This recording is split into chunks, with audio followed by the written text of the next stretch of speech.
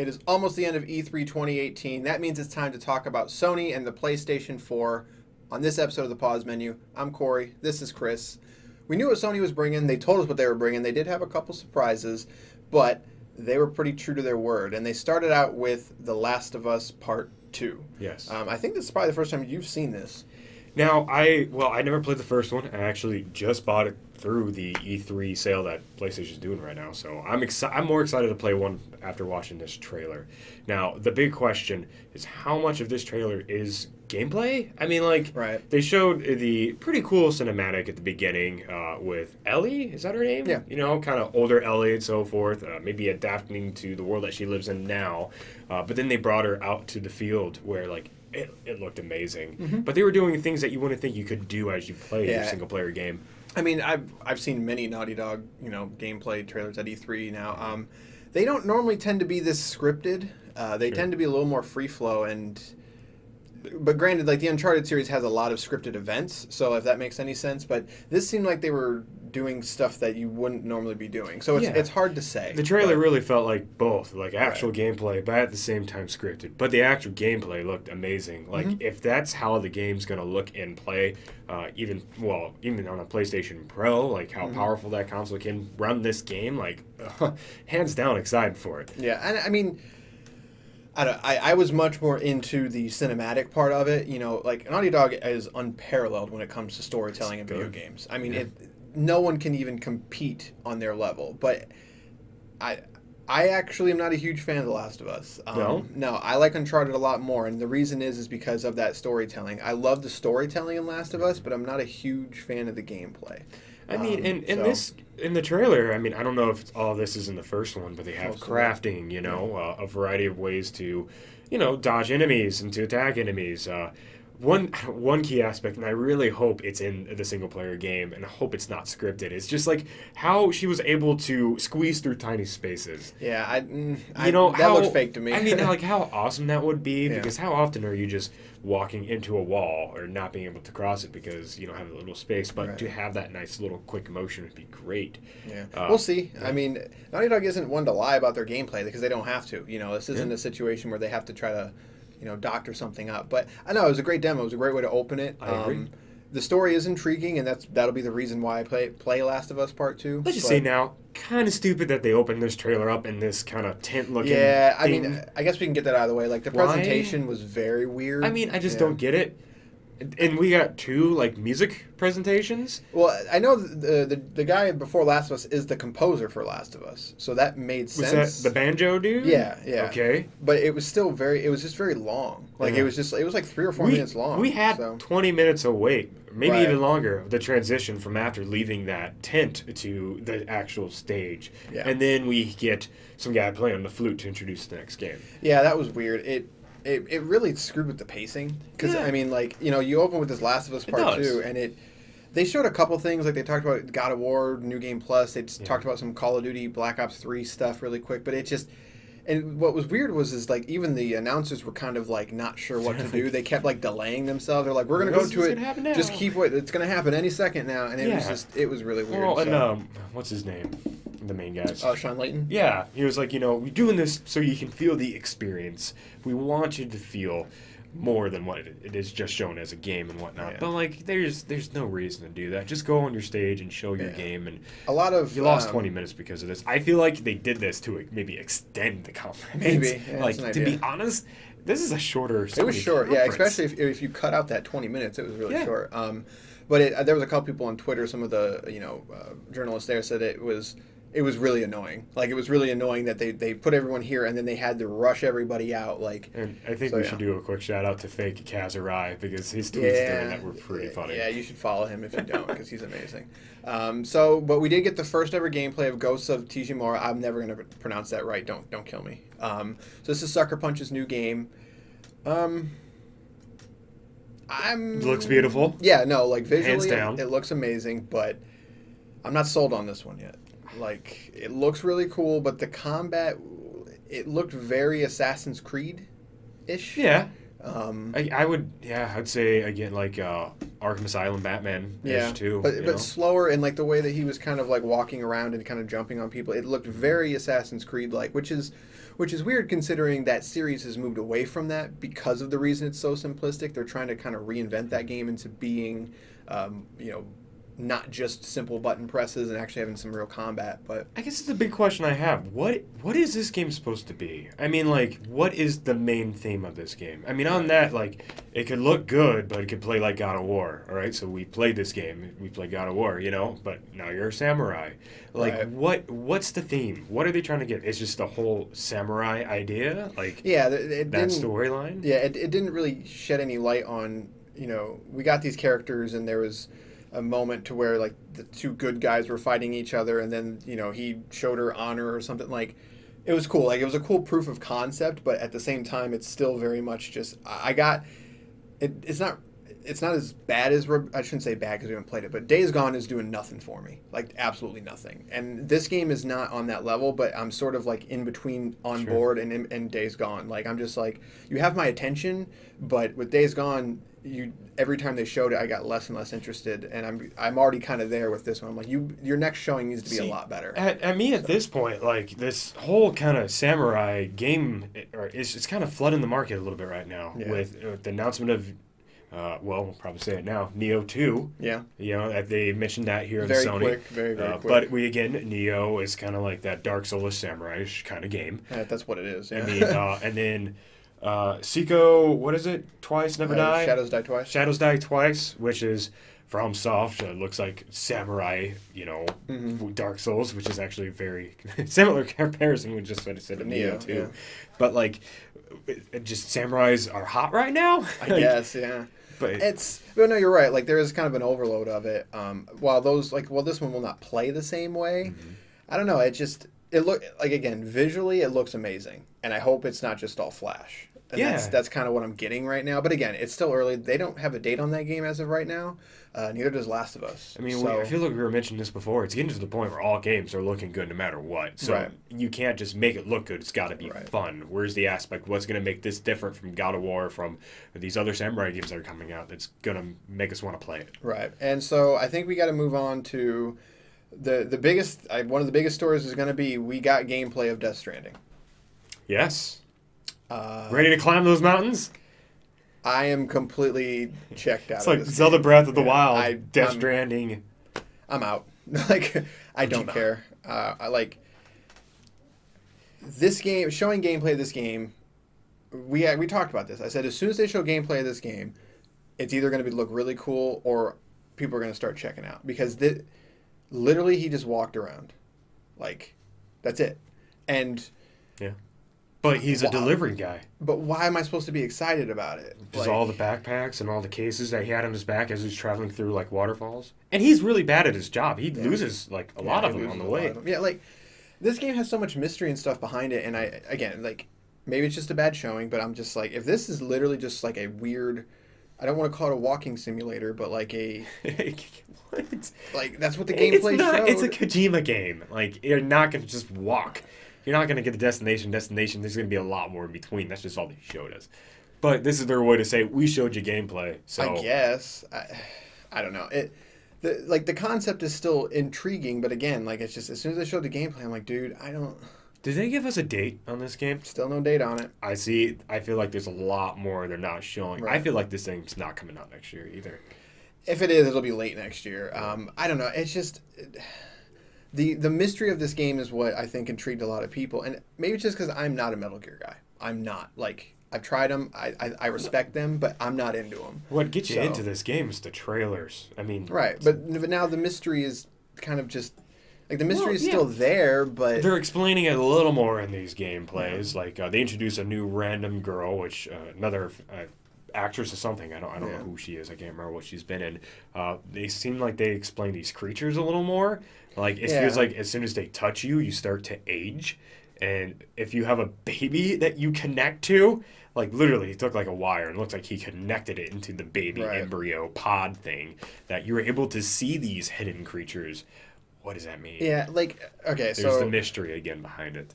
I don't know if this is because I'm not into Kojima or not, but, like, with Metal Gear, I got the assumption, and from watching it and stuff like that, is that the gameplay is good, but what keeps you going is the stories, because it connects, and the way he sort of weaves everything together. Like, I feel like this game, like Metal Gear is weird, but it made sense. I feel like this game is just weird for the sake of being weird, and that's where it's losing me. Like, there has to be a point. Maybe there will be. Again, this game is probably still 2 years away, but this trailer just it hurt it for me. And again, like comparing it to Metal Gear, like Phantom Pain, we had a whole background for that. We know who Snake is. Right. We know the world that he lives in.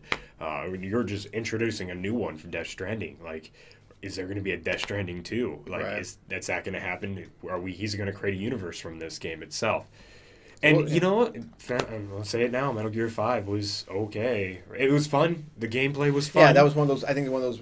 It was the opposite of that one. The gameplay was really good, but the story ended up sort of not kind of panning out. I still haven't finished it, and it just you keep telling me I don't have to. You don't. I mean, or just Google it. But it's I don't know. We'll see. Yeah. But he obviously has a fan base, and people are going to eat this game up. But the gameplay for this one just didn't do it for me. So it looks beautiful. Yeah. An announcement we did get. This one is actually pretty intriguing to me. Control. We got a look at Remedy's game. That's why. Maybe the Quiet Man isn't Remedy. It still looked like Remedy to me. Still didn't have a name behind that. Yeah, that's true. So Control is coming from it.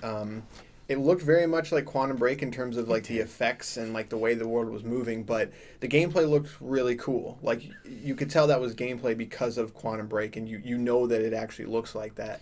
So now, was this a PS4 exclusive? It's not. No, it's coming to PC and Xbox One as well. So I mean, I really feel like there's not much to say in that. I mean, other than the gameplay, what they show in the trailer, like it looks like you could do some cool time space, like gravitational moves and so forth. You're playing as this chick who's I think is a character from Quantum Break. That's what's weird is, I mean, it just could be because of the technology now and how faces of these actors are actual faces, but it looked like Beth from Quantum Break. Maybe it's just the same actor. Sure. I highly doubt that it's going to be a follow-up of any sorts. I don't think there's any reason to do that, especially if you're not getting Sean Astin back. So, but again, you really got the vibe of Quantum Break from this for game. sure. Yeah. So that, I mean, to me, that doesn't really show like Remedy working on something really new, but staying in the similar aspect with the art. But they invested a ton of time and money into that engine, so I'm sure they're just trying to make sure that they can use it to their just give me Alan Wake too. So yeah, I want Alan Wake too. Yeah. I love Alan Wake. Like to me, like this was a cool trailer because, yes, I'm definitely a Remedy guy, but it showed gameplay and it showed something intriguing. I was like, this is the kind of trailer that I want. Like I want to see gameplay that looks different. While it's going to be a third-person shooter probably because she had like this gun that transformed, but it looked cool. But that engine is awesome. Like I recently played through. It looks amazing. Yeah, I played through Quantum Break on the X, and it's just unparalleled. Like the amount of just like detail and just the way that engine moves is just awesome. So. I do want to say really quick, we didn't write in our notes, but another thing we did see, another trailer for Kingdom Hearts 3. Oh, yeah, I guess. With more extended cinematic scenes. It was the best trailer that we saw. I'll give you that. Yeah. But even notice, like the cool thing that they do in Kingdom Hearts is like when Sora moves to a different world, they change his features. Like they took him to Captain Sparrow, Pirates of the Caribbean world, and he just had more like detail on his face. I really like that aspect. And, like, the characters, the humans, actually look like characters and humans with the new updated Unreal Engine, I guess you'd say, It just makes me more excited for this game. Like, I'm confused why Square showed the same trailer as Microsoft. Like, I still don't get it. That was very strange. Yeah. And then, therefore, at the PlayStation, they showed more detail to what this game could possibly be. Again, though, we saw this game at 3 conventions, 3 conferences. I mean, we were talking about the Square Enix one. Is like, I mean, where's the push? Again, they're showing it off. And also to make the announcement, all remixes and 3 on one game. It's one package, I'm guessing. Is that's got to be PS4 exclusive? It is, yeah. It said it's only on PlayStation. Okay. But it's, again, like... I mean, it makes sense. Does it, though? Like, I mean, let's be honest. If you can't just buy 3, I guess you could buy 3 and not know what's going on, other than to experience Disney Worlds. I feel like these days we played this game for the backstory that's related to all the other Kingdom Hearts. But you're gonna be so lost if you play 3 and not know what's going on. Xbox needs this though. Like I agree, and I still don't understand. I agree. I don't understand how those games are not on Xbox, especially since this game got even pushed on the Switch, right? Like, so I mean, I guess it's cool that you're going to be able on PS4, and maybe it'll be a box product. I don't know, but at least digitally, you can be like, I can buy literally every single Kingdom Hearts game on this platform. That's right like now. 9 games, I think, like all on one. Right. That is I don't know what they're going to price that at. I don't think they give us a price for that collection. I think $100 is what it should be. But yeah, I mean, with the new game and right, I think 7 other games or something. I think 40 is good for the other ones kind of mixed together. But no, it's just so weird that it's not an Xbox, and maybe they were going to try, but maybe they just didn't have the resources. I don't know, but I think the only other thing that was actually announced that was new was Resident Evil 2 remake. We knew this was coming, but it kind of went radio silent. Good. So, I mean, the remake was not expected. I was ready for a revamped like they did with 1 and 0, but it looks like they're starting from scratch in this version. Yeah, no, this one looks like an actual remake, whereas I believe the original remake of the first one was more of a reimagining. Yeah. Or no, I take that back. This one's more of a reimagining. That one was just a remake in this engine. But this one, from what I understand, they're actually taking the camera and they're putting it behind them. Yeah, it looks like it plays like 4. Right, they're not actually. Yeah, they're not actually just remaking it. So that's cool. Resident Evil 2 is very good. That's a very good game. So. I've never played it 2, so it makes me even more excited to play it. And again, I'm a big Leon fan. If they make it look like you play as Leon quite a bit, where I feel like wasn't in 2 like you're mostly Jill. To be honest, I don't remember. They all kind of run together. Yeah. 2 and 3 do. But this is important because it introduces characters that we care about in the series. You know, again, well, Jill again, but Leon. I mean, I love Resident Evil 4, so I'm really happy to see Leon back on the screen again. And then they closed with Spider-Man. We knew that was going to be there, but this was a very much villain trailer, I guess you could say. I think that was kind of the biggest criticism is like you didn't show a lot of villains last year, so they showed a lot. They showed Electro, Scorpion, Vulture, and there's one more I'm blanking on it right now. But no, like this was a cool trailer. It was very cinematic. It was very it's what I want from this game basically. I want a game where it's over the top because it's Spider-Man. But this isn't part of the conference, so it doesn't go into the judging. They showed gameplay after. It kind of looks like every other Spider-Man game, which is a little concerning. I mean, it's gonna play like every other Spider-Man, but it's Spider-Man. It's what you expect. But those games were panned because of the combat. Everyone always said the combat was just too generic. It was too much like Batman. You didn't feel like Spider-Man, but the combat looks like those games. So that makes me a little like I'm still gonna play and be pumped. But I wonder if that's gonna kind of, I'm not gonna turn people away, but kind of temper their expectations a little bit. See, I mean, I don't have a problem with that because I feel like that's how Spider-Man should fight. I feel like that's the combat style to play as Spider-Man to do all his unique abilities, and they've shown like he has a wide variety of things you can do. I'm hoping that game has a fat skill tree, a web full of a web tree, a web of skills. That's what I'm hoping. But no, that game still looks amazing, like visually and who's the secret teaser at the end before they cut off the scene? Was it a hero or was it a villain? Had to be a hero, I would assume. I want to say Iron Man. Like, the lights lit up. I hope not. But it would be great to add another Marvel character into the series. But not Iron Man. Like, they already do that in the Spider-Man current movies. That's why I feel like it's important. No, that's why it could be. Separate. Or maybe another Spider-Verse person. Yeah, I can see that. Again, they flashed Miles. Gwen, possibly, with the Spider-Verse here. Yeah. I mean, that whole thing's coming on, too. But yeah, no, it was a cool trailer. And what's important, I think, with Sony is everything we saw was gameplay. There was not a lot of just pure trailers. Death Stranding was a lot of both, but Spider-Man was gameplay. Last of Us was hopefully gameplay, maybe a little too scripted. What's the one I'm forgetting? Ghost. Ghost. Yeah, Ghost of Tsushima. So that was for sure gameplay.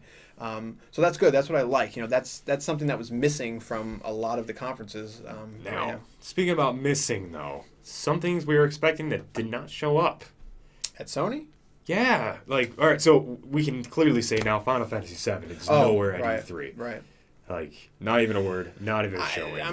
I'm surprised, but I'm not. Like, what happened to the mention of this medieval game? Like, I think that was just Blue Point said could they're have been a working on tease, something. Yeah, but I understand that. And like, E3 is not over, so maybe Sony's holding that for some reason.